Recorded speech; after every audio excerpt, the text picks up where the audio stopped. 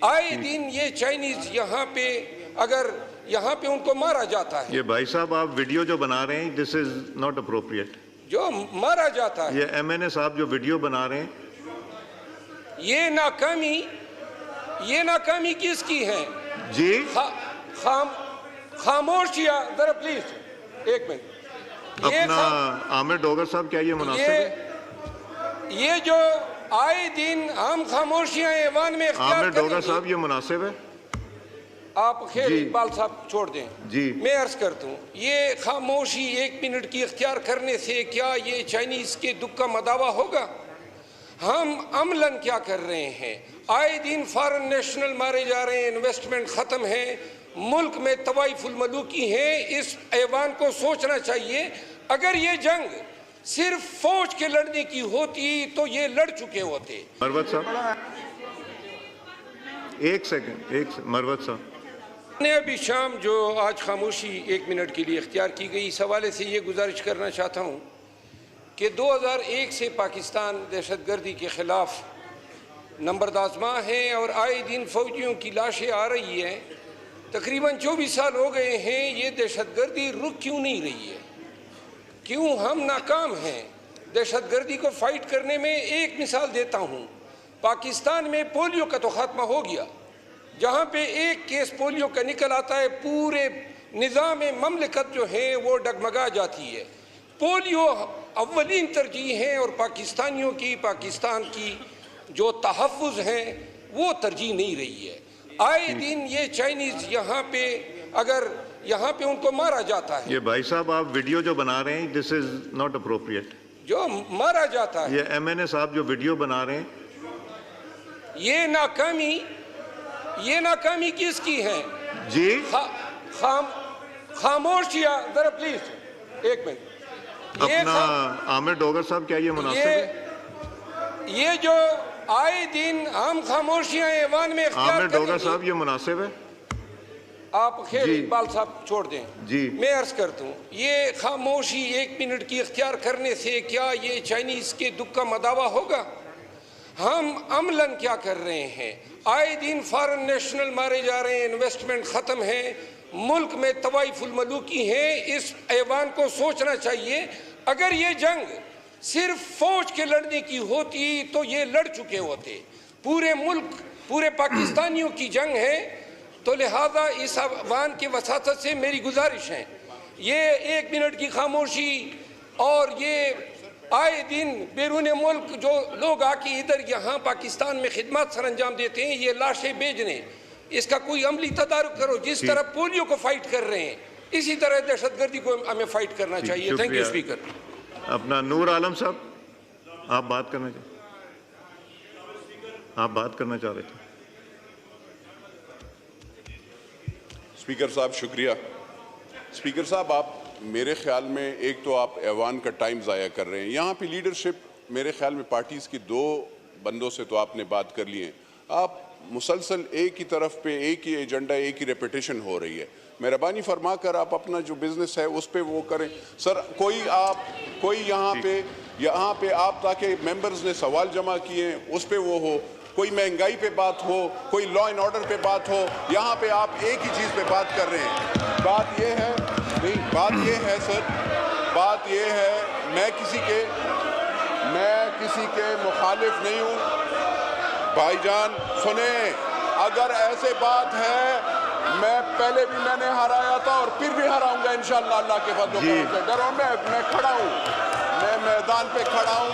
میں آپ لوگوں سے بات یہ ہے جناب اسپیکر یہاں پہ آپ مہنگائی کے خلاف بات کریں اور اگر ان کو کوئی فکر ہے 45 کا فارم بھی وہاں پہ الیکشن کمیشن میں دے کے 47 کا بھی دے کے 48 بھی دے کے 49 بھی دے کے اور اس کے بعد اگر یہ رونا دوئیں گے یہ ساری عمر ان کا کام ہی یہی ہے.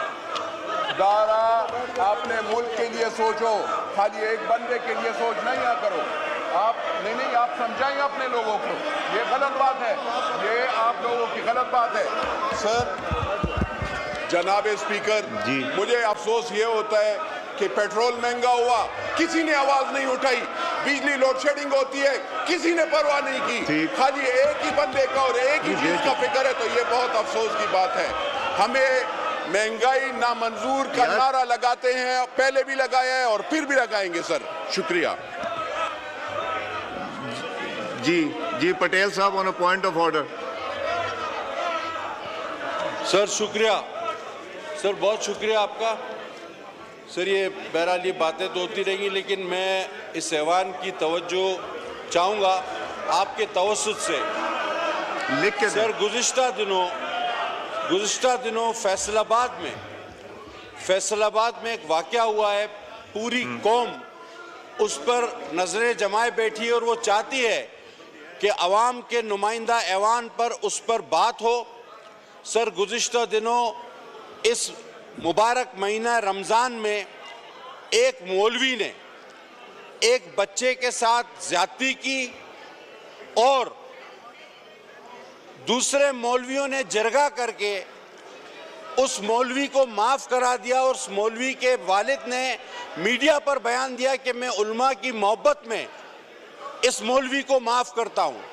سر یہ واقعات بڑھ رہے ہیں, یہ بچے ہمارے بچے ہیں. اگر اس کا والد معاف کرتا ہے, مدعی اس کی اسٹیٹ بنے, ریاست بنے, اس بچے کا میڈیکل ہو تاکہ پتہ لگے کہ الزام صحیح ہے یا غلط ہے, اس کو پراپر انویسٹیگیٹ کرایا جائے. سر میرا آپ سے مطالبہ ہے, اور میں سر اگر آپ کی توجہ ہو, جناب اسپیکر صاحب آپ کی توجہ ہو, تو یہ انتہائی اہم معاملہ ہے اور اس پر آپ کی رولنگ بھی ہونی چاہیے. سر یہ انتہائی اہم ہے. اب اسٹیٹ کو اپنی ذمہ داری نبھانی ہوگی تاکہ صحیح اور غلط کا پتہ لگے, اور یہ بچے ماہ رمضان میں جو قرآن پڑھنے, اللہ کی کتاب پڑھنے جاتے ہیں, وہ محفوظ رہیں ایسے لوگوں سے.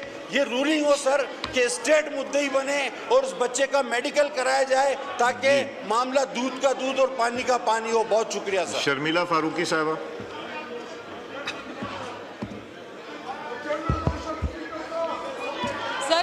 زبردستی تو میں کچھ نہیں لوں گا, میں قانون قاعدے سے جتنا مرضی کریں پروٹیسٹ. جی شرمیلا صاحبہ. سر میں توبہ ٹیک سنگھ میں جو ماریہ بی بی کے ساتھ بہیمانہ قتل ہوا ہے اس کی مذمت کرنا چاہوں گی اور اس کے اوپر ایک قرارداد لانا چاہوں گی اگر آپ اجازت دیں تو. سر یہ بہت امپورٹنٹ ایشو ہے. قرارداد آپ انڈیویجولی نہیں لا سکتی. آپ بات کر لیں. قرارداد جب لانی ہوتی تو گورنمنٹ اپوزیشن سارے ممبران سے سائن کرائی جاتی ہے.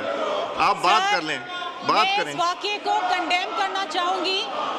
سر یہ کتنی افسوس کی بات ہے کہ اس قوم کی بیٹی کی بے حرمتی ہوئی ہے, بے ایمانہ قتل ہوا ہے, اس کی ہم مذمت کرنا چاہ رہے ہیں, لیکن اپوزیشن کے لوگ نہ سن رہے ہیں, نہ اس کی مذمت کر رہے ہیں, نہ اس بات میں شریک ہیں.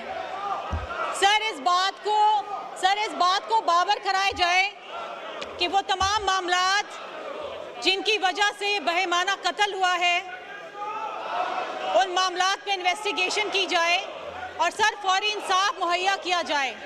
سر یہ بہت ضروری ہے. ماریہ بی بی اس قوم کی بیٹی ہے. یہ واقعات جو خواتین کے ساتھ ہوتے ہیں, جو مظالم ہوتے ہیں, ان کی کنڈمنیشن بہت ضروری ہے.